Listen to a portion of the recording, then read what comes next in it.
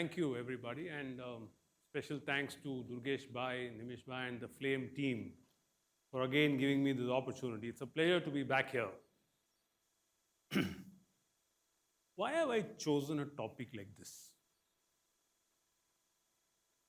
Because I am observing off and on that there is a perception that in order to be successful in the stock market, you need to do something great, something extraordinary. You need to have superior intelligence or superior clairvoyance and things like that.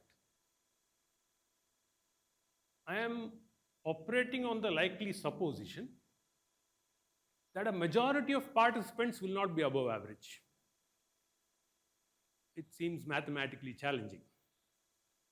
But that doesn't mean that for the arm investor, the benefits of the stock market should be denied to them. It is not, really. So I think this session is about paying attention to the basics, the stuff that it's possible for everybody to do. And I am the living example of the arm investor.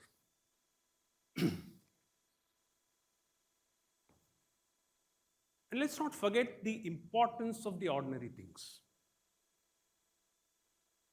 Having a balanced diet regimen is ordinary. Having a walk for 1 hour every day is ordinary. Breathing well is ordinary. Are these not important? I'm going to talk about the ordinary stuff, the important stuff that each one of us can do as an investor and succeed without doing anything special. That's the purpose of this session. I can see a lot of young faces in this audience, and many of you are starting off your investment careers. If I'm able to convince at least a few of you about the efficacy of this approach, I think I'll consider this session to be successful. That's the purpose of the whole thing. And I'm not alone in saying this. One of the great investors of the world has said that you don't have to be smarter than the rest. You have to be more disciplined than the rest. So you don't take my word for it. There are far more credible voices who say the same thing. Let's begin with some confessions. I cannot predict how the stock market will move tomorrow. Forget the stock market, yeah. I can't predict what my wife is going to do tomorrow. Okay? And for a person of this kind, with this sort of predictive ability, trying to predict what Mrs. Nirmala Sitharaman is going to do or what Ms. Janet Yellen is going to do is really tall order. So let's not even attempt any of those things. I don't know when the interest rates will peak out. Again, of course, parrot what I read from elsewhere and give you an opinion that I can pass off as mine, but that's not really true. If you ask me what is going to be the rupee-dollar movement, I'll blink. All major sharp moves of the stock prices, upward or downward, happen without me predicting them.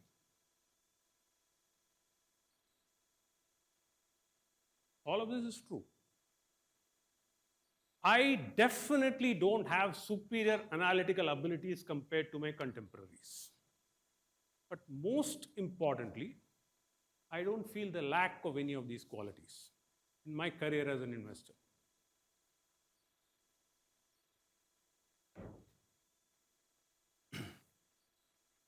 How have I structured this presentation? I think there are 3 parts to it. I think what is important is not just what we do. Staying away from a few things is also important. Staying away from extreme optimism about stocks that have recently outperformed, that's very important. We'll discuss with examples.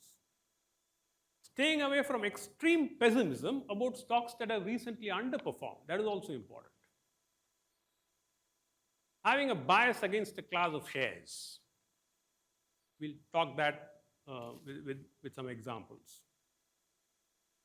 Staying away from hype, extreme hype, especially about something new. Something new tends to get hyped a great deal. Staying away from it. And of course, I have been fortunate enough to interact and learn from some great investors in India. I want to list down the qualities that they have listed as important, and I want to share them with you. That's the structure of today's presentation. Let's first talk about staying away from extreme positions. I think Benjamin Graham has said it beautifully. You don't have to know a person's exact weight to know that he's fat. So you can recognize an extreme position just by looking at it, right? Let's take some examples. No discussion about extreme positions is complete without a discussion of the 1999-2000 technology boom. It's a trial by fire for many of us.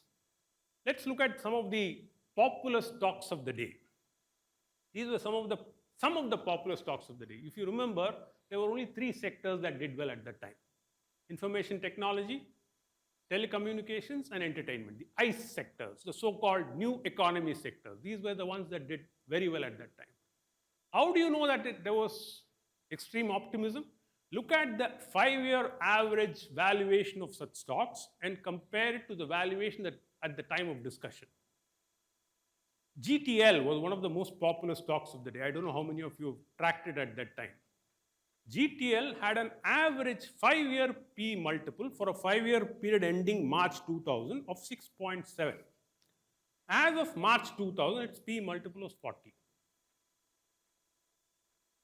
Even a blue chip company like Infosys, its 5-year average P multiple as of 2000 March, for a period ending 2000 March, was 28. Its P multiple as of March was 94. Because Visualsoft Technologies was the cream of the stocks of those days. You know, it listed in, I think, November 98. From November 98 till March 2000, its average P multiple was 89. But in March 2000, it had a P multiple of 241. Following the hype, if somebody had been brave enough to invest in these stocks in March 2000, these were the returns. GTL gave minus 47.3% return compounded for the next 5 years. Even Infosys had minus 1.5% return for the next 5 years. Visualsoft Technologies gave minus 57% return for the next 5 years. But even during this mad time, in early 2000, there were stocks that were available cheap. Nestle, nobody wanted to buy in March 2000. Nestle was available for a market cap of 3,300 crores. All the old economy guys were cheap. Bharat Electronics, Bharat Earth Movers, State Bank of India, Punjab National Bank, all these public sector banks were available for dividend yields of 10%. The old economy stocks like Larsen and Toubro, all of them were available dirt cheap. If you had bought these stocks at the peak of the technology boom and held them till about the next boom, I'm talking about the next boom, you made about 20% compounded for the next 5 years. The popular ones, you lost money. The unpopular ones, you made money.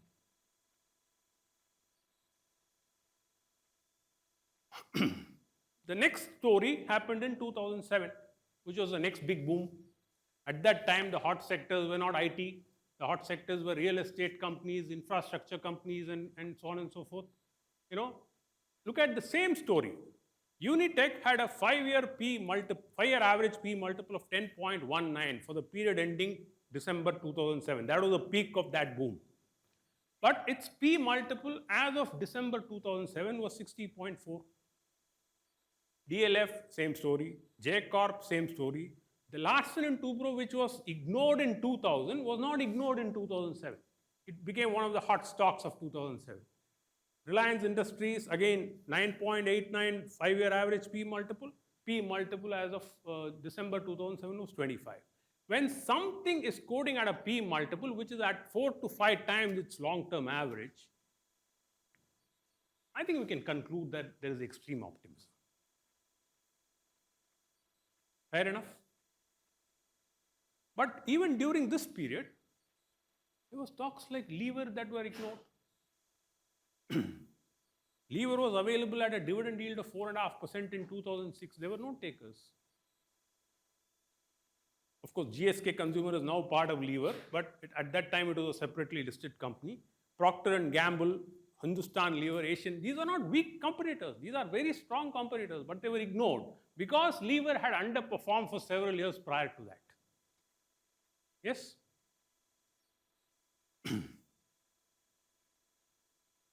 Third story, same story, another chapter, mid-cap index. You see from 2004 to 2014, the mid-cap index traded at a P multiple that was lower than its long-term average. Suddenly something happened in 2015. The P multiple of the mid-cap index rose to above 100 times. But when do you think the maximum inflows into mid-cap funds happened? Around that circle time. Remember? I know of people who proudly claimed that 80% of their investment was in mid and small cap funds at that time.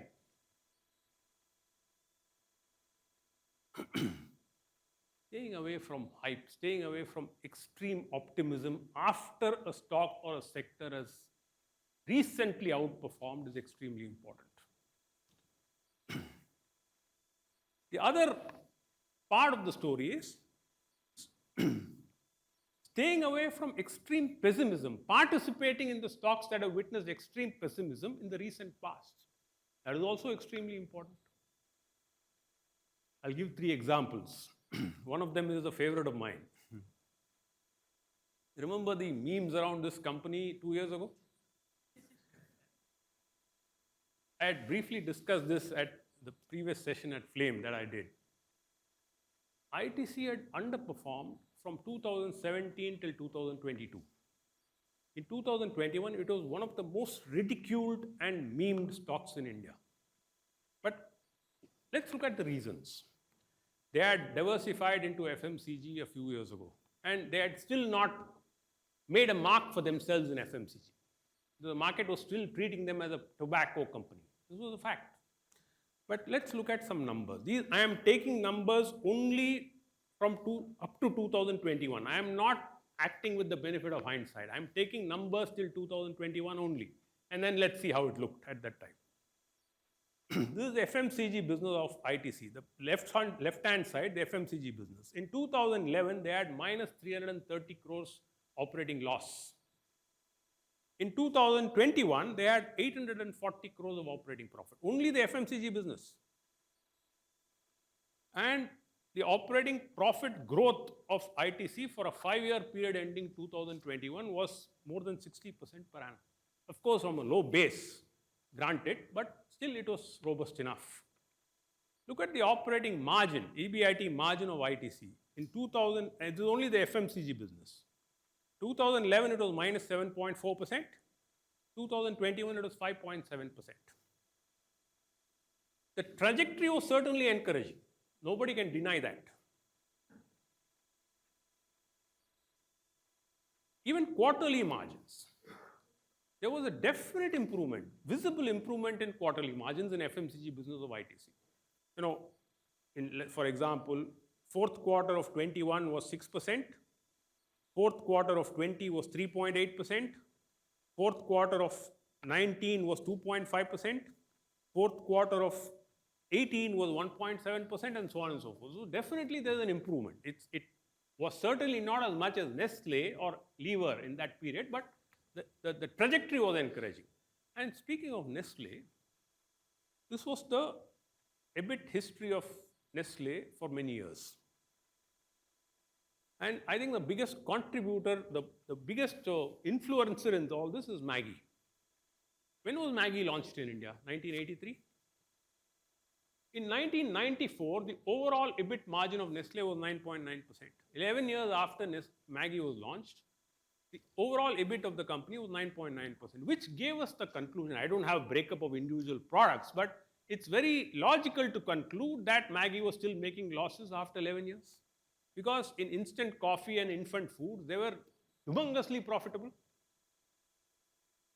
So it's logical to conclude that instant coffee and baby foods were subsidizing Maggie for several years. This blip that you see here, after that Maggie became very profitable. That blip in 2015 was as the result of the Maggie controversy, when Maggie was labeled as carcinogenic. Remember that story? Again, it has recovered. But if baby foods and instant coffee can subsidize Maggie for several years, why can't tobacco subsidize FMCG products for ITC? What's wrong?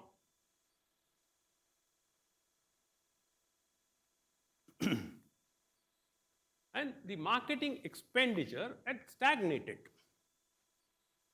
See, if you see FMCG revenues, in 2017 was 8,900 crores. In 2021 was 11,300 crores. But there were statements from the management claiming that their target in FMCG, non-tobacco FMCG business, has to be 100,000 crores by the end of the decade. Even if they don't achieve it, even if they achieve 60% of it, it's the proportion from 11,000, if it goes to 60,000, the proportion of marketing and ad spend is not going to rise by the similar percentage. It's unlikely, because marketing expenses are already stagnated. They don't advertise in tobacco business. They advertise only in FMCG and the hotel business.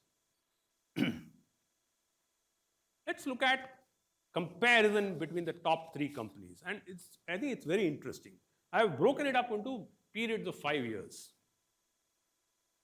Let's look at the 5 years ending 2021. And let's not forget that 2021, 1 year was almost certainly fully gone with COVID. And ITC suffered more because of their hotel business during the COVID lockdown. In the 5-year period ending March 21, ITC grew 4.9% in revenues, Lever grew 7.7%, and Nestle grew 10.2% per annum. In profits, ITC grew 7.12%, Lever grew 13.97%, and Nestle grew 29.89%. The stock price, ITC degrew by 0.03 per annum.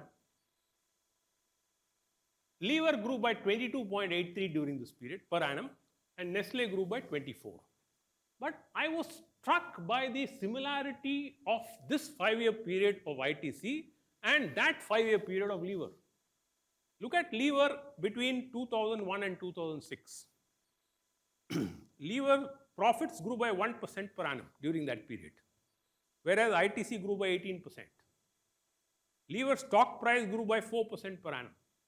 ITC stock price grew by 29% per annum during that period. The same, if WhatsApp had been existing in 2006, the same kind of memes that ITC faced 2 years ago, Lever would have faced in 2006. Definitely.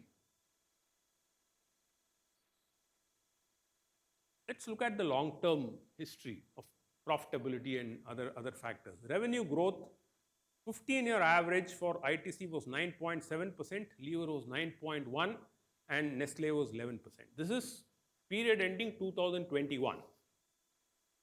Operating profit growth, ITC was 10.4%, Lever was 12.7%, and Nestle was 12.8%. Net profit growth, 11.1%, 11.7%, 13.4%. Operating margin on an average for the last 15 years, ITC 29.9%, Lever 17.9%, and Nestle 21.2%. So despite doing almost as well as the other two companies on almost all parameters, let's look at the valuation difference in 2021.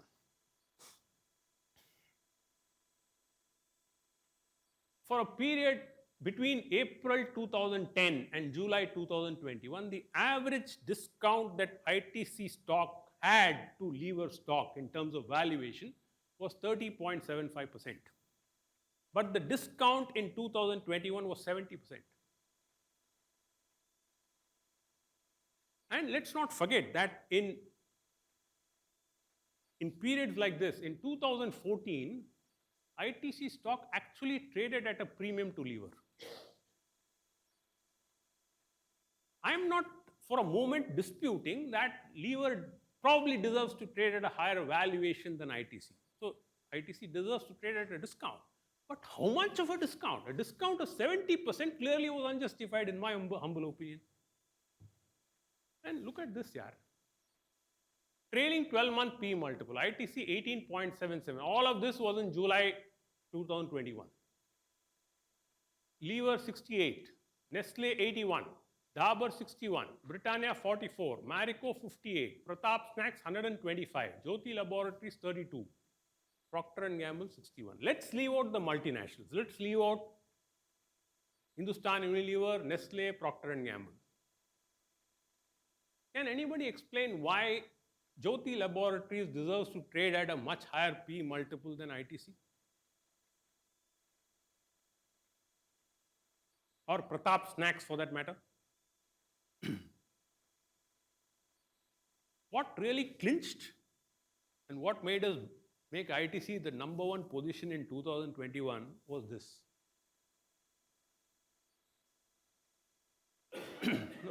Before that, let's look at the fundamentals. Nobody disagreed it was a strong company. Nobody disagreed. Look at the return on capital. 5-year average return on capital for the period ending 2021 was 32%. 10 out of the last 10 years, in 9 years, they had zero debt. And in the first year, they had 0.01x, which is not a big debt at all. In a COVID year, they generated 12,600 crores of free cash flow. They generated free cash flow every year in the last 10 years. And 10-year average P multiple is 29. 1-year forward P multiple based on Bloomberg's estimate as of 2021 July was 15. If this is not a sitter, I don't know what is. And what clinched was this one. We compared the valuation and profitability of different consumer-oriented companies as of July 2021. 11 of them, all strong companies. Asian Paints, Nestle, Dabur, Pidilite, Marico, so on and so forth. Cumulatively, these 11 companies had 13,500 crores of net profit. ITC had 13,390 crores of net profit. The market cap difference was here, these cumulatively, all of these guys were 11,68,000 crores. ITC was 2,61,000 crores. Definitely extreme pessimism. And the only reason I can think of is that damn share didn't move for the previous 5 years. Is that reason enough to stay away from a company?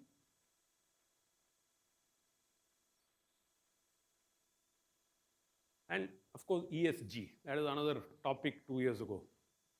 So we dug up a little about ESG ratings. ITC had higher ESG ratings than all of the others, yeah.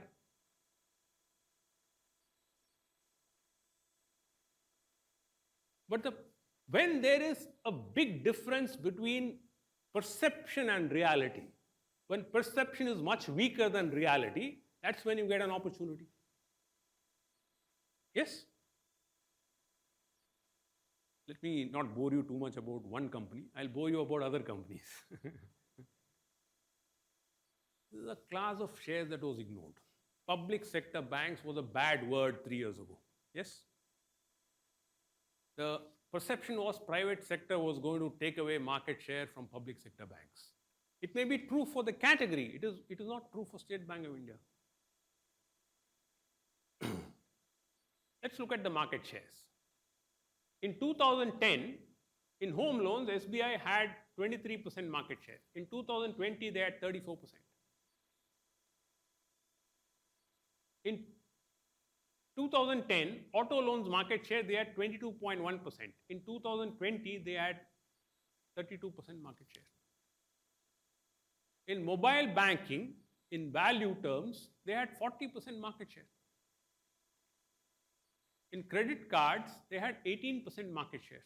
They were the number 2 at that time. Let's look at some of the other data that were publicly available during that period. Of course, NPAs were a problem. People thought it was a Sarkari bank and nothing will ever work in this bank and so on and so forth. But let's not forget, 1/4 of this country banks with them. 20,000 branches, 50,000 ATMs. They own a large and successful mutual fund. They own a large and successful life insurance company. And we saw the market shares. You saw the NPA levels falling. In 2018, their NPAs had gone to 5.5%. They had fallen to 2.3% in 2020. Nobody was willing to give them credit. CASA ratio, for a decade, it has been steady at 45%.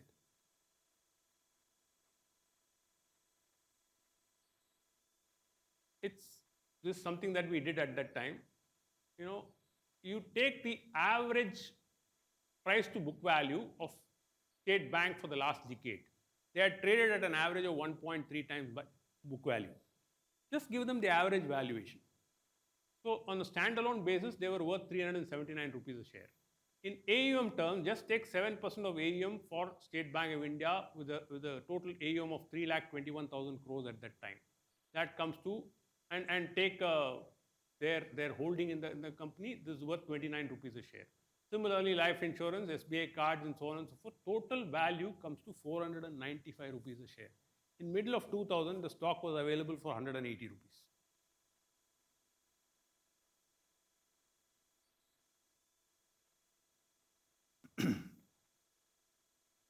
Sorry. This is the forward one-year forward price to book value. 10-year average was 1.35. In 2020, it was available for 0.75. Are we betting on a weak horse? No. I don't think State Bank is a weak horse.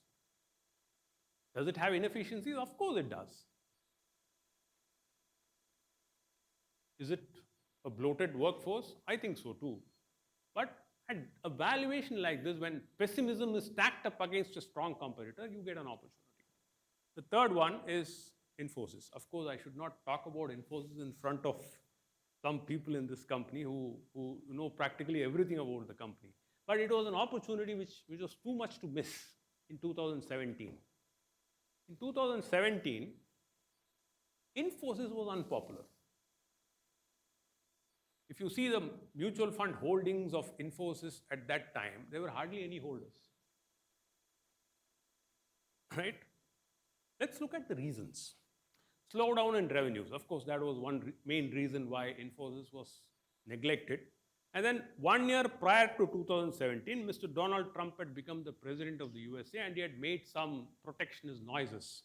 So there was a fear that Indian IT engineers are not going to be given visas, and therefore there's a problem for Infosys. That was the second reason why the stock was down.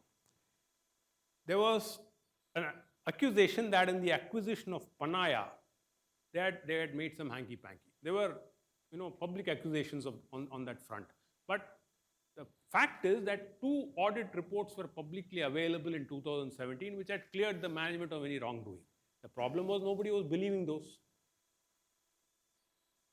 And the most strangest accusation at that time was there was a lady called Punita Kumar Sinha who was on the board of Infosys at that time.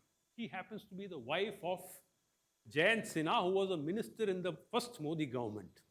So there was an accusation that the wife of a union minister has no place on the board of Infosys. This actually was mentioned as one of the reasons for ignoring Infosys. And of course, low institutional holdings. As I mentioned, mutual funds hardly had any holdings in Infosys. The damn stock was available for 12p multiple. When you get Infosys at 12p multiple, you should not bother about whether I'll outperform in the next quarter or not. Just buy the damn thing.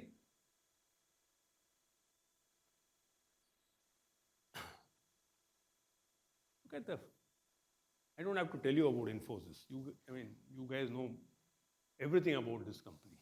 But free cash flow consistently high. Return on capital consistently high. Dividend per share, it's been variable, but it's not bad. Cash in the balance sheet just prior to 2017 was, 32,700 crores with no debt.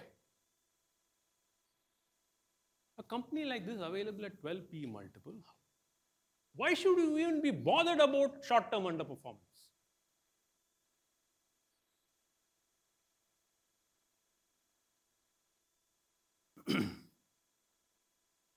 This is the chart, the 1 year forward P chart of Infosys. 10-year average was about 16.7. You were getting it at 12 times P multiple. 2017. So this extreme pessimism, I chose these companies deliberately. It is not about unknown names. It is not about rough, undiscovered diamonds. These are all diamonds that are already well discovered and still ignored.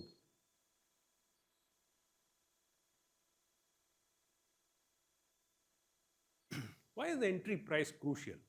I've again chosen Infosys as this. There is an argument that as long as the earnings growth is robust, the price doesn't matter or the valuation doesn't matter. There's a popular argument of that kind.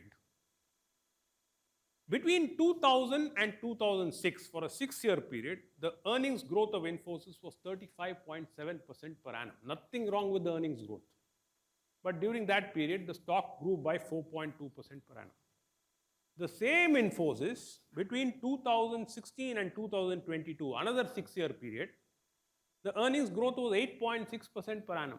The stock grew by 21.1% per annum. What is the difference? In 2000, you were buying it at 100 PE. In 2016, you were buying it at 12 PE. Extreme pessimism helps the investor, especially if you choose the right kind of company. All that I've shared with you, does any of these data seem extraordinary to you? Huh? They were staring at us in the face. Yes? Why do people ignore things like this? Before I go to the reasons, let's look at some more examples, recent examples. Cryptocurrency. Again, about 2 years ago. Bitcoin went up well beyond 60,000, and now it's about 30,000, something like that.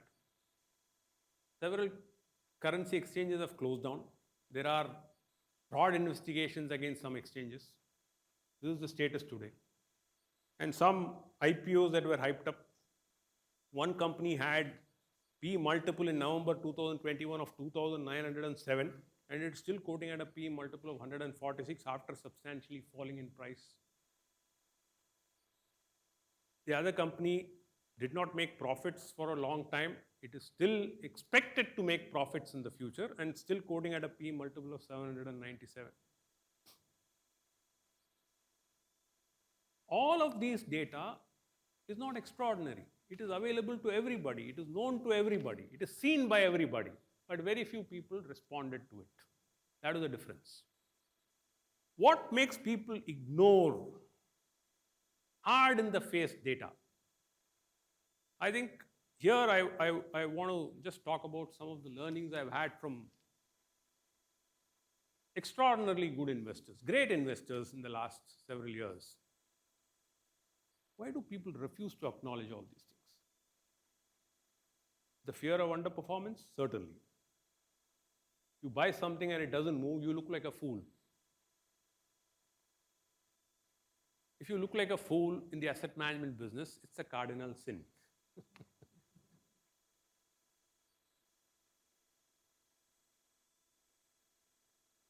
I can't help recalling Warren Buffett's quote on this one. Much better to look like a fool than act like one.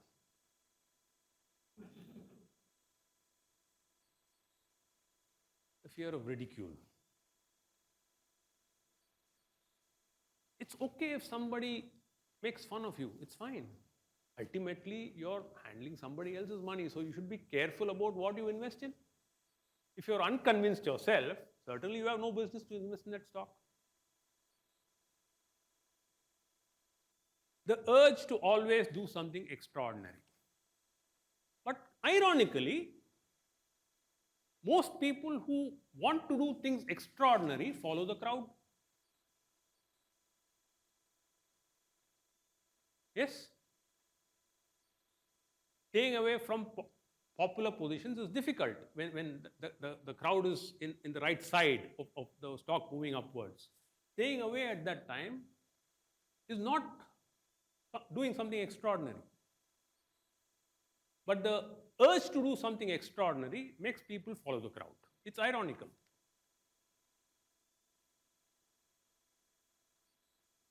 And there are illusions of superiority. This industry is notorious for it. Yes or no? Let's look at the mirror ourselves. We are not superior here. We have intelligence as much as every other person in this industry or this world. We are not superior. And of course, the overreaching effect of noise. The useless information floating around in the capital market vastly outnumbers the useful information. Yes or no? So one of the things that we have to learn as an investor is to decide for ourselves what makes sense and what is important for us, and learn to ignore the useless information. I mean, it's unfortunate that I've seen many people trying to get everything about every company before they invest a single rupee. It's not necessary. It's not possible. It's important for us to decide what's the 4 or 5 factors that matter to us and then stick to them. And the 4 or 5 factors may differ from person to person, but it's important to list them out ourselves instead of trying to find out everything about a company. It's neither necessary nor is it possible.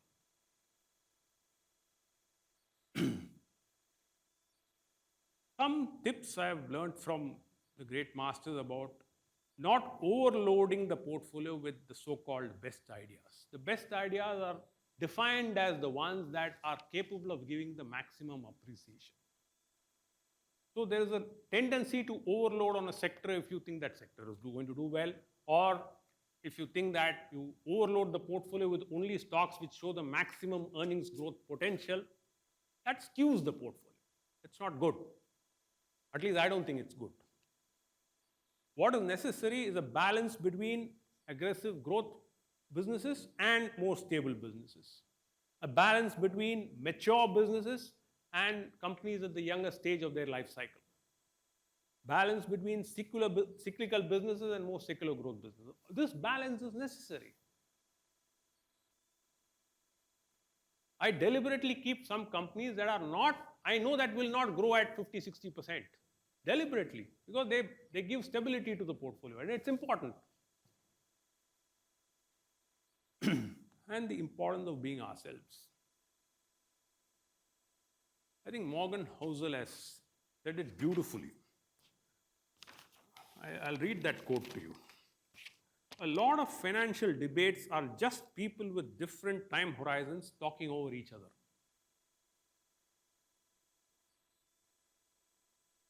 Let's stick to what time horizon we are comfortable with. And I'm not here to make value judgments. If somebody is a day trader, perfectly fine if he or she is capable of that. I am not capable of that, so I'll not attempt it. And what is good for me as an investor with a several-year kind of time horizon may not be good for somebody with a 1-week time horizon, and it's perfectly fine. The important thing is that person remains faithful to that mandate and I remain faithful to my mandate, even if it underperforms. This is what I think makes sense. And ultimately for a client, it's important that they get what they sign up for.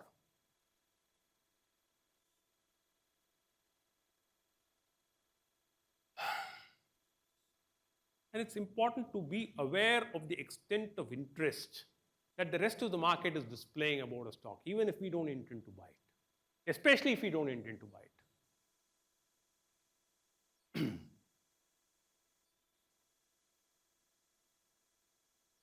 Let's not begin with a target return in mind. It doesn't work. Being aware of the extent of interest displayed by the rest of the market in the stocks that we are interested in. That gives us an indicator of what the extent of investor interest is in that stock. If, in our opinion, it happens to be too robust or too expensive, stay away from it. You don't have to buy everything in the market. And let's not begin with a target return in mind. I have seen several investors stay away from stocks saying that it will give me only 10% return. I am looking for a minimum 20% CAGR and so on and so forth. It's really not in our control. I can't predict when that return will come or by how much the return will come. Does anybody confidently said in 2008 that Page Industries will grow to this level? At that time, the damn thing was quoting at 350 rupees.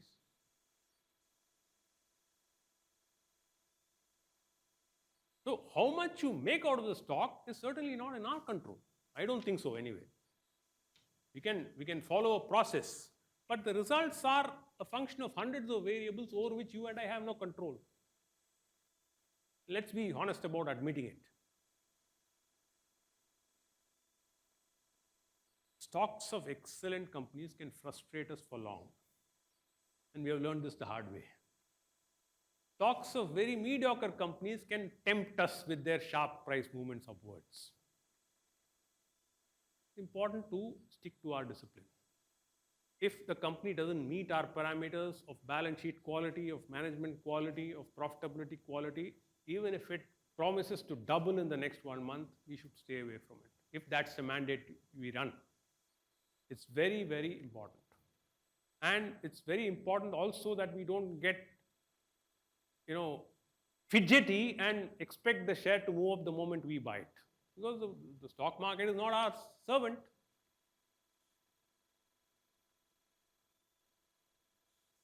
Constantly trying to beat everybody else is a sure recipe for disaster. I know that the capital market is an epitome of competitiveness, but that doesn't mean you have to be number one all the time. You can't be, and you shouldn't try to. There are times when the best thing to do is to not do anything at all. I may sound old-fashioned here, but that's how I am, okay? And the fund manager does not generate returns. Despite what the industry may believe, the fund manager's job is to control risk in the portfolio and manage a process which will ensure an adequate return over a period of time. Fund manager does not generate return. Fund manager is supposed to manage risk. There are other fund managers in this. They can vouch for this point. It's important to clearly demarcate what is known to us and what is not known to us. If I don't know about Bitcoins, I should not attempt to invest in them. I'm honestly telling you, I know zero about cryptocurrencies. I have never even attempted to invest in them. Mundane, simple businesses give good returns, yeah. Why should you run after something that you don't understand?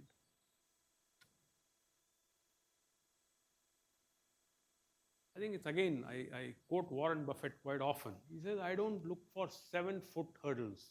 I look for 1-foot hurdles that I can easily cross over. Makes sense, right? And it's like a multiple choice examination. The difficult questions and the easy questions carry the same marks.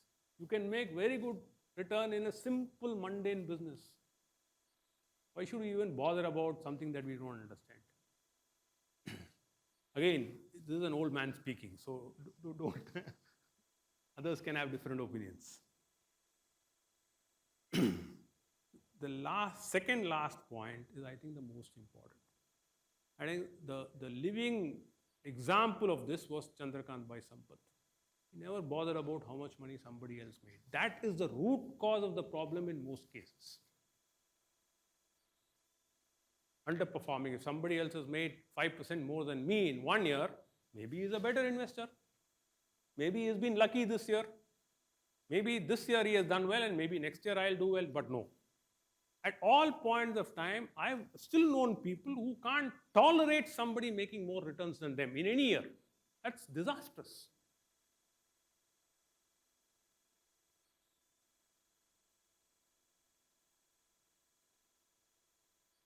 And finally, focusing on things that are within our control. And quite frankly, there are very few of them. The world doesn't move according to our wishes. There are only, in my humble opinion, there are only 3 things that we can control as a portfolio manager. What we buy is in our control. How much of it we buy is in our control. And at what price we buy is in our control. After that, when that stock price will move up is certainly not in our control. I don't think so. So let's not bother too much about when the Ukraine war will end, or or when the South China Sea problem will get over, or things like that. Because of course we have to keep it at the back of our mind and choose companies that will be affected less, even if a problem like that does erupt. But that doesn't mean we are capable of solving those problems. Let's not delude ourselves. I'll stop with 3 quotations that I found particularly useful, and 2 of them are from David Dreman. Respect the difficulty of working with a mass of information. Few of us can do it successfully. In-depth information does not translate to in-depth profits. I'm saying this again because I want to repeat the point that I've known people who want to know everything about a company before they invest a rupee. It's not possible. It's simply not possible. And beyond a point, marginal utility of information diminishes very fast. Overloading yourself with useless information is not the good thing to do. Positive surprises result in major appreciation of out-of-favor stocks while having minimal impact on favorites. Negative surprises result in major drops in the price of favorites while having virtually no impact in out-of-favor stock. I will not go to the extent of saying virtually no impact, but probably it has a lower impact. Ultimately, a stock price rises. Of course, there are hundreds of reasons, but you can boil it down to one most important reason, and that is because there is an expectation of a superior performance in future by that stock or that company. That's the only reason it rises. And a stock falls because some expectation around it has not been met. So it is, in my opinion, making more sense to restrict your choices to companies where the level of expectation isn't too high to begin with. So the chances of disappointment are fewer, and therefore the chances of success are high. And finally, the great Benjamin Graham. I think it's a remarkable quote, and I want you to ponder over it for some time. You will be much more in control if you realize how much you are not in control. If you realize this, you probably pay more attention to risk management. You'll stick to good quality balance sheets, you'll stick to good quality companies, you'll stick to good quality managements, and you'll pay attention to the price at which you enter the stock. I don't want to bore you anymore, and I think there's one more session with Saurabh here. I'll stop here and see if you have any questions. You spoke a lot about buying pessimism and some of these stocks. If you could share with the audience, how do you think about selling? There are only 4 reasons which I employ where a sale is warranted. The first is when the assumptions with which the stock was bought in the first place become invalid.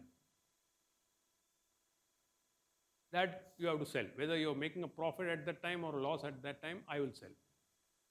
But thankfully, that has been a very infrequent occurrence in my portfolio over the years. The most common reason to sell is when the price goes well beyond what we think is justified. That's the most common reason. The third reason is an opportunity that was not there earlier becomes available, and that is superior to the one that you already have. So I may buy company A because company B, which is comparable in quality and prospects, is very expensive at that time. Then company B, after several months, company B becomes much cheaper, or company A has become more expensive, then I will switch from A to B, provided they are of comparable quality. The fourth reason is when the client wants a redemption, either a full or a partial redemption, in which case I have to sell. If these 4 conditions are not met, I am happy holding on to the stock for months or years. And how often do you review these things, like typically the portfolio for yourself? At least once every few months, not every day, certainly, because the competitiveness and the level of strength of the company doesn't change on a daily basis. Prices change on a daily. Of course, we review. The most important thing that I see is that whether the company continues to remain competitive and is the price within acceptable levels. I mean, given a choice between a strong company at a reasonable price and a mediocre company at a bargain basement price, I will any day choose the former. So, but it has to remain within reasonable limits. In my opinion, there is no perfect science for it, but there are some parameters that we follow in determining whether it's way out of whack or not. Yes, sir. So just one question on just position sizing. So how do you size position and do you trim when something goes beyond your acceptable? See, generally, I don't buy more than 10% in a single stock. I don't buy more than 30% in any single sector. This is to ensure adequate diversity. I think adequate diversification is important, not excessive diversification. So 30% in a single sector, and I try to see that there is always a minimum of 4 non-correlated sectors in the portfolio. Position sizing is a function of several factors. The extent of competitiveness, I think that company enjoys in its industry and expect it to enjoy over the next foreseeable future. The growth prospects offered by the company, the valuation at which it is quoting, the liquidity of the stock, and the extent of exposure I already have in that sector. These are the factors that determine how much between a very good company that is less liquid and one that is more liquid, I'll obviously give preference for the latter. It's a function of all of these things. And just one follow-up. So say, for example, ITC or SBI from where you bought it has done phenomenally well. How much do you let the position run?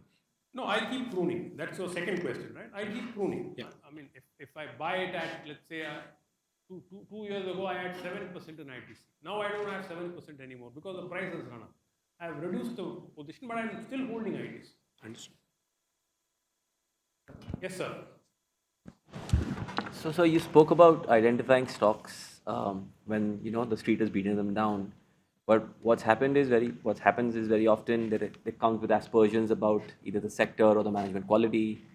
How do you see past that? For me personally, I caught ITC at a reasonable price now, but so much noise around it. People are saying they're poor allocators, or in case of Infosys, Can you repeat the second part of the question?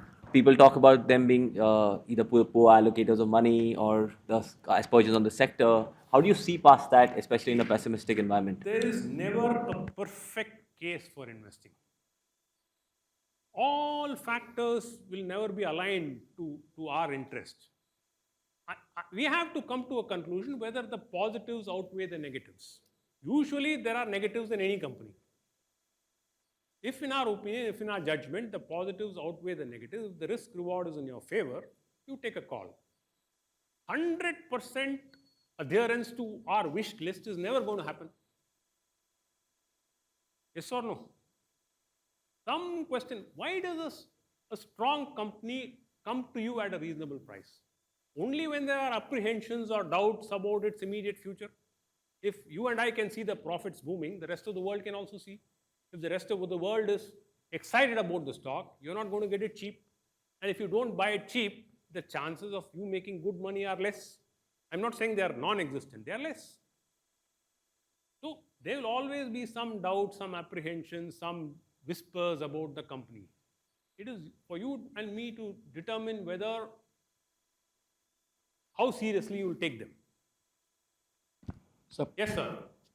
it's a nice presentation. I'm not disputing what you're saying. I'm just trying to understand how can I apply this forward, because these are all hindsight. Because if you see, when we were coming out of COVID, the investment thesis which was there for ITC, those positives and negatives are the same now also, apart from the price moving. So I'll just elaborate my point. ITC makes more than 50% of their revenue from cigarette. No, less than 50% now. Now 85% of their profits come from. Yeah, 47%, just before COVID, was from cigarettes. Before that, it was much higher. And 85% of the profit was from cigarette. FMCG was 25% of revenue and only 2% of profit. Yes. They were investing hugely on the brands. And they had a long tail of brands. The top 5 brands were only contributing to the major sales of ITC. Yes. Third point was, in terms of, if you see, now you have to, when you're investing in ITC, you need to decide you're investing in a cigarette business or you're investing in a FMCG business. Now, FMCG business has to turn around if you are considering it as FMCG valuation. So if you remove, the cigarette profit and the cigarette business and value it as a FMCG business, then it was not cheap. Okay, or not, it is not cheap now also. So my point to you is that if the core business where you generate a lot of cash and you deploy in the FMCG business because you're creating that business, okay, there's a gestation period. Capital allocation is question mark because ITC in the last decade has spent 30% of the capital on hotel, which anyway is a less ROE business, right? So you have all the issues in the business, right? So, your core is under threat because the volume growth of cigarettes in ITC was much lower on any time frame. If you take 5 years, 10 years vis-a-vis, VST or Godfrey Phillips, then you have a ESG concern. So you have all these issues. Let's leave out ESG concern for the time being. Yeah, so what I'm saying is because that also had a huge issue because you had the funds which were selling, so which was. I think it was not ESG. It was called a sin industry. There are several Yeah, people who correct. stayed away from ITC because they call it a sin industry. But liquor was getting investments in I the know same. that is a tragedy. Yeah, liquor was getting it.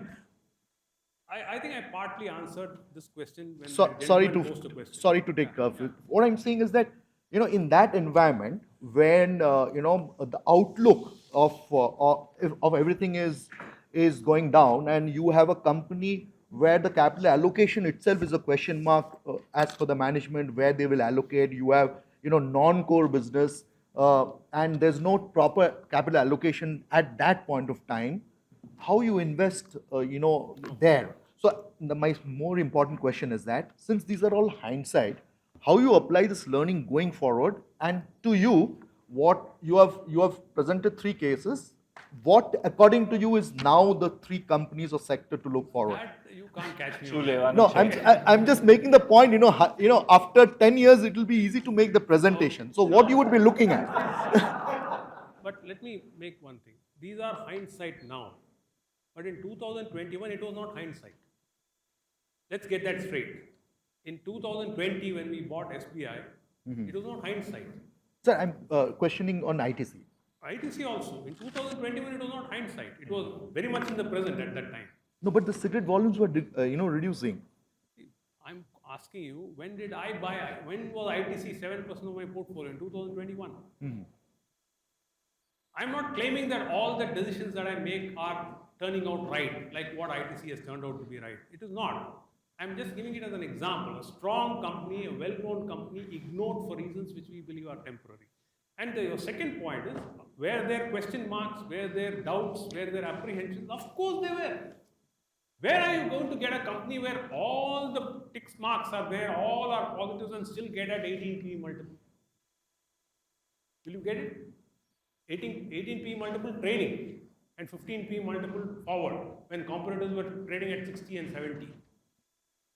So the point is, we have to come to a conclusion whether, given the positives, given the negatives, net does it make sense for me? That's all. That's all that you can do. So, sir, in 2028, which presentation you'll make on which I don't company? know. I can, if you see my portfolio of today, ITC is not the number 1 holding. Something else is the number 1 holding.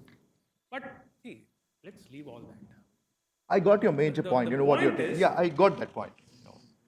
It's never a perfect world. It's never a perfect case at any point of. There are positives, there are negatives in any company. It is our judgment which says that now I may look like an intelligent person because ITC has moved. 2 years ago, I was looking like a fool. The same ITC I was holding. Yes. But I'm grateful to our clients who stuck with us during that time. All those arguments I had given at that time also, and they remained with us. Yes, sir. Can you share 2 examples of some mistakes you may have made, commission, omission? What more importantly were your learning? I think this Flame University has got the library has got, a section called Library of Mistakes or something. Okay. I can add a whole set of books to that section. Everybody makes mistakes, sir. And I am under no illusions. My ambition is to be right on 7 out of 10 choices I make. I know that in 2 or 3 I am going to go wrong. I hope it is not more than 2 or 3. That's all that I can hope for. See, I have made a mistake in I think one of the recent changes I have made in my portfolio was Sanofi. I had bought Sanofi because I was encouraged by the diabetes market in this country.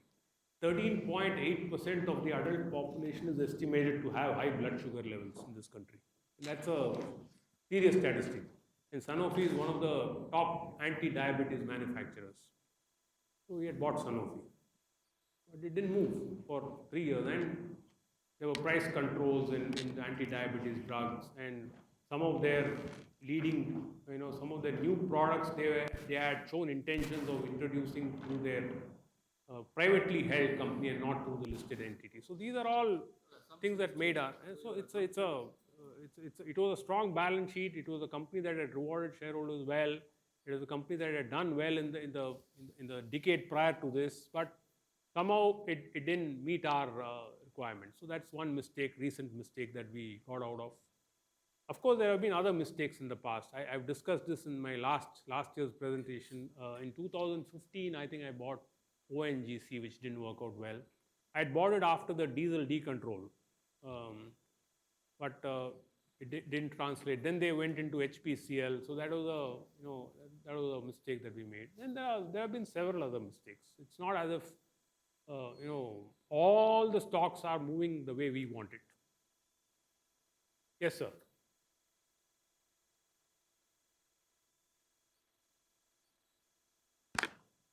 If you buy something like ITC and the stock doesn't move for a period of time, like 2, 3, 4, 5 years, then the returns, even after that, if it moves, it will be like suboptimal.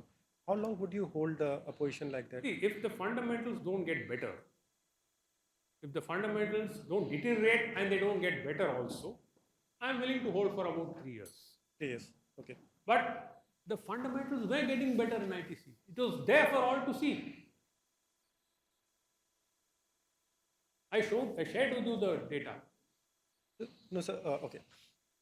FMCG fundamentals certainly were going improving, but overall, if you look at the growth of the company, it was still like around less than 10% or 10%. Overall, how much has lever grown, sir? Yeah, understood, sir. But then I wouldn't buy the lever either. So the growth is not that great.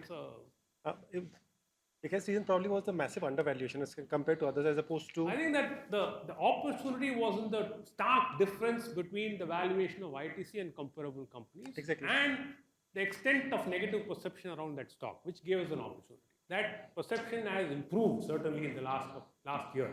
I'm not disputing that. Would you wait for a lot of these situations re-rate with some kind of trigger? Like ITC announced the material increase in their dividends. That was certainly one positive factor. So would you wait for one? They have also announced that they will restructure their hotel business, which they have not done yet. Yes. I'm hopeful they will do it.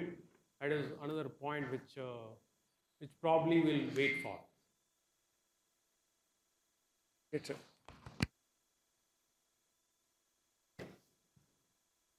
Yes, sir. Sir, in both SBI and ITC, if you don't have an identifiable promoter, which the energy of which you can look up to, or they're improving the business day in and day out. So why I'm asking this is, if you find the improvement in 2017, still the stock did not do anything till 2022.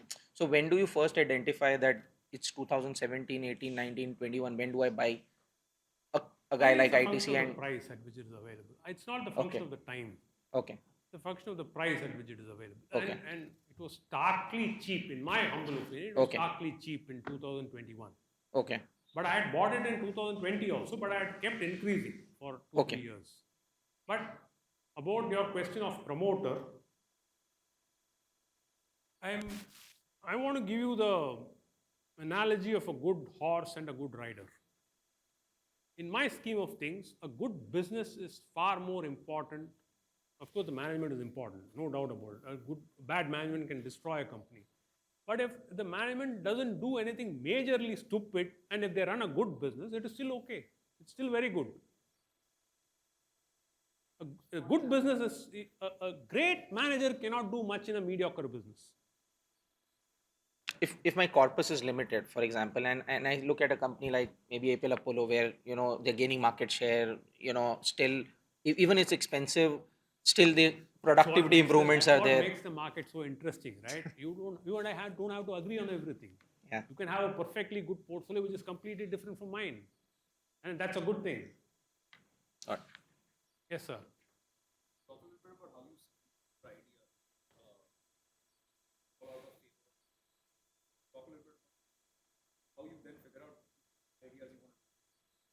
There are some quantitative screens that we run. I think I've described this in the last year's presentation. I mean, we look at the track record of the company in terms of profitability, in terms of cash flow, in terms of how they've treated shareholders in the past, their ability to consistently generate high free cash flow. In our opinion, their ability to maintain profitability going forward and their competitive position not significantly weakening in the foreseeable future. These are some of the filters that we have. And then we come to the management. Management, how do you judge? You look at the track record only. Is there any other way to judge management? You can't. So if there's history of market share is a good way to judge management. If the market share is consistently maintained or keeps improving, that's a good sign. If the market share steadily falls, that's a warning sign. And then their track record in capital allocation, because the most important job of top management is to allocate resources and capital. So have they destroyed return on capital? Have they done unnecessary diversifications that destroy return on capital? Have they rooted any profitable businesses through unlisted entities owned by the promoter and not the listed entity? These are red flags that we will seek to look at. And finally, of course, the valuation. You can't buy a good company at any price. You have to buy it at a price that you think is reasonable. And I'm just curious, sir, because you said you run a quant screen, how large might your investable universe be of companies? Very, very roughly speaking. About 150 companies. 150. That keep changing, but Yeah. roughly 150. Yes, sir. So a couple of questions. One, I think Durgesh bhai mentioned initially that you had a client who had, even after generating 100% return, he asked you to go. What was the reason? Can you just describe that story? And second, along with that, just a follow-up on that is, you mentioned about, looking stupid is better than not being stupid. How tempting it is to be stupid, because, money comes during that time, right? The first question first. Durgesh Bhai is talking of the technology boom in 99-2000. Today, one of the most popular, I had mentioned this very point in last year's presentation also. One of the most popular funds of today is the HDFC Flexi Cap Fund. I think 27,000 crores. I don't know what is the AUM today. In those days, it used to be called the Zurich Equity Fund. We were managing it together as a team at that time. Zurich Equity Fund in calendar year 1999 generated 160% in 1 year. But it was not considered good enough, because there were others who generated 250% return. So that was the time I think this philosophy started to take shape. Because 160% is not going to satisfy the investment community. Nothing will ever satisfy. There is no such thing as enough money, sir. There is no such thing. So whatever returns you generate, there will always be somebody who generates a higher return. So competing, an investment product competing on the basis of the returns it generates is not a sustainable way to compete. That's my humble opinion. So all these things are a result of the learnings we had at that time. What was the second question? I'm sorry. You mentioned about Buffett quote, right? Looking stupid versus acting stupid. And most of the time, you get money when you act stupid, right? What do you really want to do? Tell me that. Don't want to be stupid, of course. Don't want to do anything stupid. Don't want to do anything stupid. So you answered the question. But how difficult it is? It is difficult. Peer pressure is not an easy thing to handle. No, from the point of view of just attracting capital as well, right? It's okay if you don't attract capital on the wrong terms. It's fine. Why is it important that you always attract the maximum capital? Why? If it comes, well and good. If it comes on, if you do what you say you will do and still get capital, it's fine. I hope you get a lot of capital, but it's your choice. Yes, sir. If you follow this approach where you're aware of, or you're basically avoiding extremes, buying when there's pessimism and then maybe trimming, like you said, with ITC, you trim it. Do you end up then with, at some point in time with higher cash balances where you're willing to hold that, or how does that work? Not necessarily. I think your question is about equating the expensiveness of the market with the level of the index. Because the index is not a monolithic single, market is not a monolithic single entity. Right. There are parts of the market that are expensive, there are parts of the market that are cheap, even when the index is at a peak. We showed that in several examples. So in 2000, IT was expensive, but old economy was cheap. In 2007, real estate and power and infrastructure was expensive. FMCG and auto sector was cheap. In 2016, mid caps was expensive, but IT was cheap. In 2018, NBFCs were expensive. Something else was cheap. 2019, public sector was cheap. Even now, there are some stocks that are not expensive. Yes, sir. So, curious to get your thoughts on this. In a country like India where it is in a growth phase, is the OCF more important than the FCF? How do you think about that? There is no best answer to this. I follow a method, that's all. And it's not superior to the other methods that are followed in this market. But the question to be asked is it a good method? It's a logical method. I think it is.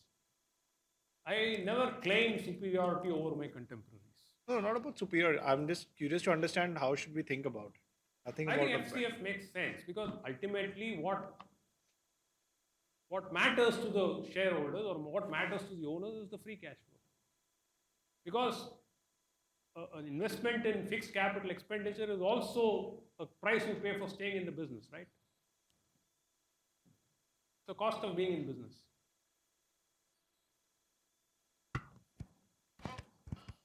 Yes, sir. What's happening with MNC category? I mean, there were decades when they were, very well performing business in the MNC theme. Is it that the MNC is booking new business in unlisted subsidiaries, or there is something other amiss there? I don't think I can paint everybody with the same brush. Yeah. There are people who do that, and there are people who don't do that. So, and there are some MNCs which are still very competitive and still, who treat shareholders very fairly.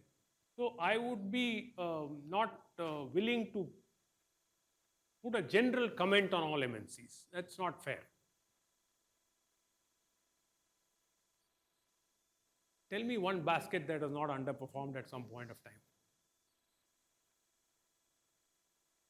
Name any basket. I can tell you the time period it underperformed.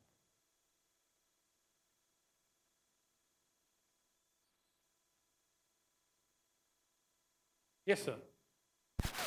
So you said something interesting. You said that if you try to build a business just on returns, it won't sustain.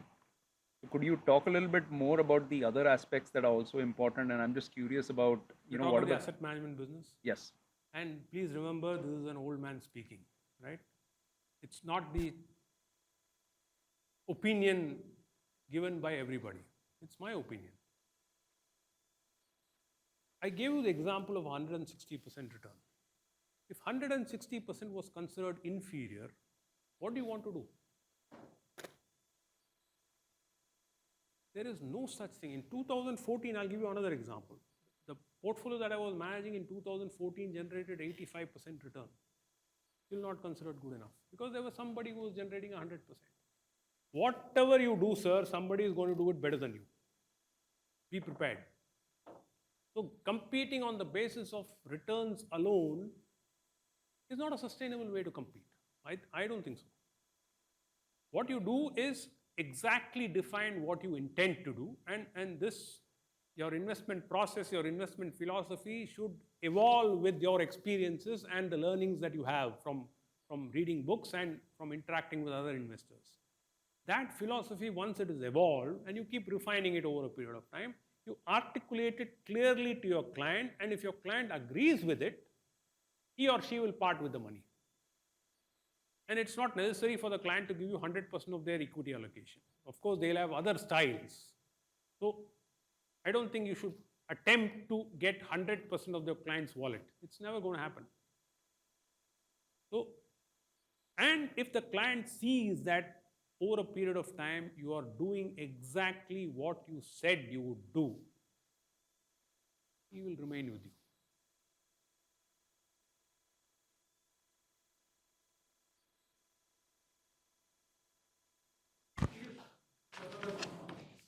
Yeah. So sir, there were things that I thought I wanted to ask you. Some of these may relate to investing, but some of these may or may not. So I've always believed that, using common sense for uncommonly large periods of time can deliver uncommonly better results. You talked about, doing some of that. Can you talk about, any periods in your life where you noticed that you weren't doing it, and what helped you to overcome some of that? See, I think a byproduct of that sometimes is that your competitors will gather far more AUM than you gather, and you should not bother too much about it. Right? There are mainstream investment managers and there are boutique investment managers. You should be clear about what you are. If you are a boutique investment manager, you can never become mainstream unless you change your style. I'm happy being a boutique investment manager. I think that's important to acknowledge. But ultimately, many styles converge. I have a friend who never even looks at the balance sheet of any company. He just looks at the charts. He's been doing it for 20 plus years. But interestingly, the 20-year returns of his portfolio and the 20-year returns of my portfolio are more or less the same. You see S&P Pure Value Index, you see S&P Pure Growth Index. Over the last 12 years, they have converged. Yes or no? There are years in which value, 3 years ago, value had been written off, right? And I don't like this distinction between growth and value. I don't think that distinction deserves any discussion. But there is a value index, there is a growth index, and they have converged over a 12-year period. You take any major portfolio manager in this country, look at their 10-year track record, 12-year track record, they have converged. 1 year this gentleman will do better, the other year that gentleman will do better, but over a 10-year period they converge. What are we talking about? I think we're talking about something very basic, like envy. You said, don't look at how much money somebody else has made. It's a distraction. Yes. It's a distraction. Charlie Munger says it's one of the only deadly sins. Even while doing it, you don't have any fun. So one other question, having achieved so much success in so many different ways, what motivates you now? What is your North Star, broadly speaking, for yourself? I just like the process of investing in good companies at reasonable prices. I think that's motivation enough.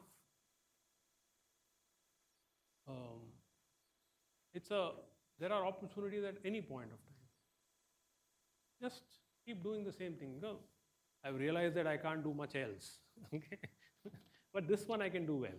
And luckily, it is not a vocation which needs any great physical agility, or you don't have to have a six-pack to do these things. You can do it very well without that suits me. You're against six-packs? I'm not. I'm just saying I don't have one.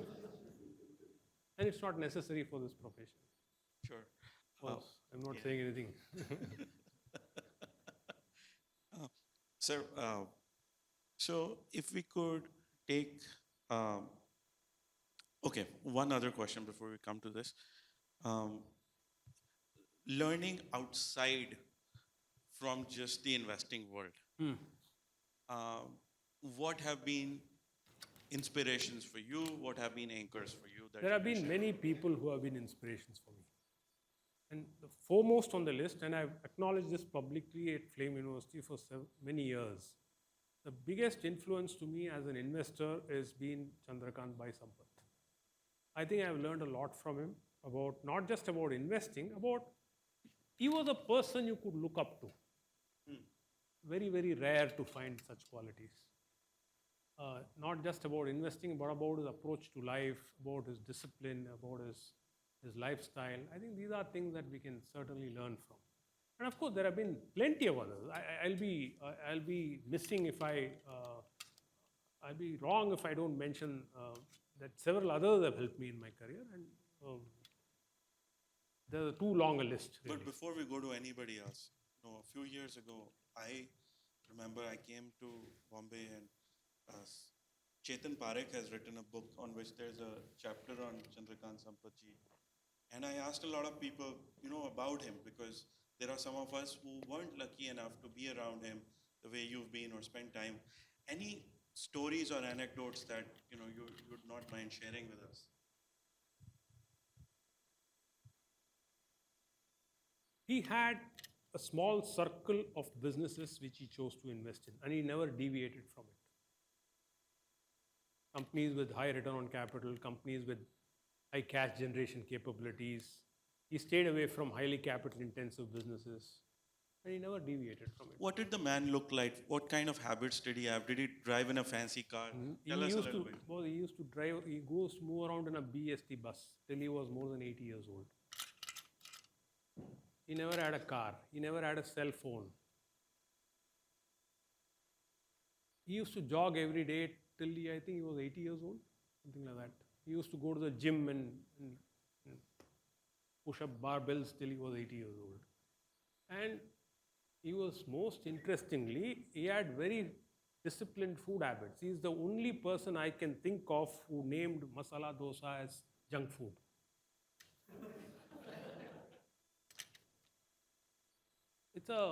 And not just about investing. He used to talk about the Bhagavad Gita and Joseph Schumpeter's theory of creative destruction, and he will link the two. It was a treat to listen to him. Simple. You go to his home, his wife will prepare tea and come and give it to you. No servants, nothing. He used to stay in a flat in the 3rd floor opposite Mahalakshmi temple. No lift. He used to climb every day. People like that are rare. I must say I've been lucky. Durgesh Bhai is smiling. Sir, is there anything you can share? I've talked about it before, so some people may have heard of him, but the most mera mic. So the most vivid experience that I remember was on the day Indira Gandhi had died. So Indira Gandhi died, and obviously the stock market shut down, and we were all coming down. There was all of 25-year-old, and Nimish and me and all of us were coming down. And we were thinking, kya hoega abhi, what will be our career and what happens to the country. And there were those days not even television was very good. We had television, but it was not so much of live television. But we heard that there were riots all over the country. So we were worried, and as we came down, we met him. So we asked him, kya lagta hai? And the guy, he's cool, he's telling us, Myco Lelo. Myco is a company which is now Bosch. It was a subsidiary of India, 51% owned. So we gave him a look, and he realized these guys are not convinced. Then he said, I know what you're thinking. That's very sad that Mrs. Gandhi has died, and it's very sad that we'll have problems. But then you won't get this price ever in your life. So that concept of blood on the street, we had read it in the books. So that was that man practicing it.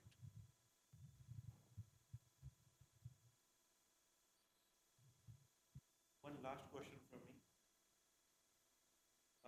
If you cannot answer this, we'll just move on to the next one. So if we take said that there are always sitting ducks, and it doesn't take an extraordinarily high IQ or burning the ocean identify opportunity. Just take common sense that where is their pessimism and can you identify? So I'm based in the US, so my attention on Indian companies is limited to some of the ADRs that are easier to buy. If I look at something like HDFC today, is there pessimism around it, and why is there pessimism around a company that can be so big and that is so well reported upon? It's interesting that you mentioned HDFC. Today, HDFC is trading at a valuation that is lower than what it traded during the Lehman crisis.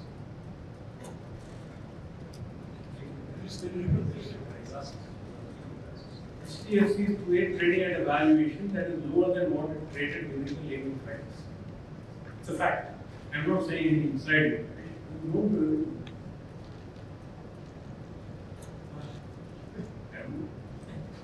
Maybe there's the fear around the merger, maybe the FIIs have been selling continuously for the last 2 years. So they've been turned buyers in the last 2 months. Sellers for most of the last 2 years. HDFC has been a favorable theirs. I'm not disputing that there will be some hiccups, some chemistry issues, some people issues. But as I told one or two gentlemen, there is never a case where everything is positive.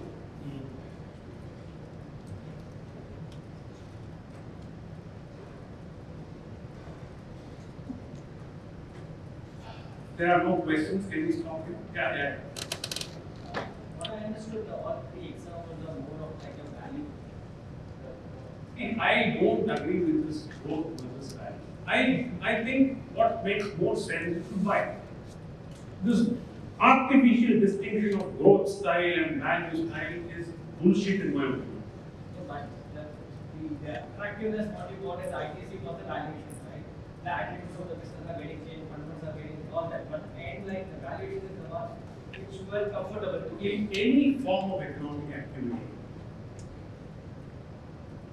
buying at the right price is considered prudent and acceptable. In the stock market, when the market falls 30%, people run away. Yes or no? Again, by going the example of October 1984, when people were running away. In every other form of economic, just carefully think about it, every other form of economic activity, a fall in price triggers a purchase, provided the fundamentals haven't changed. In the stock market, a fall in price triggers a sale. Why? Can you think of an answer for this? I'll give you my answer later, but can you think of an answer for this? How do you know it's irrational at that time? But that also you don't know, right? I'll give you my reply. It may not be the right reply. Everything else you purchase for your own use. Most people buy stocks because they want to sell it off to somebody else at a higher price. Or most people buy stocks because somebody else told them to buy. Yes or no? If you buy it as a business which you want to stay invested in at a good price, you will not think like this.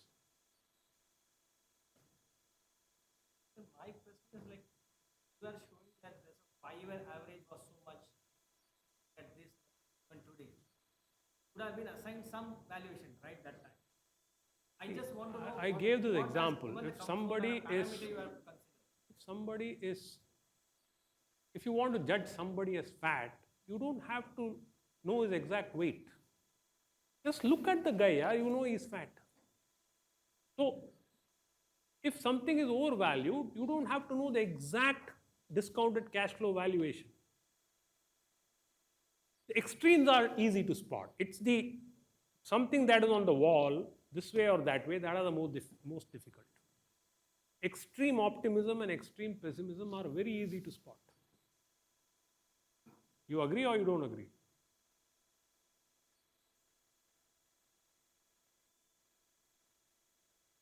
Thank you so much.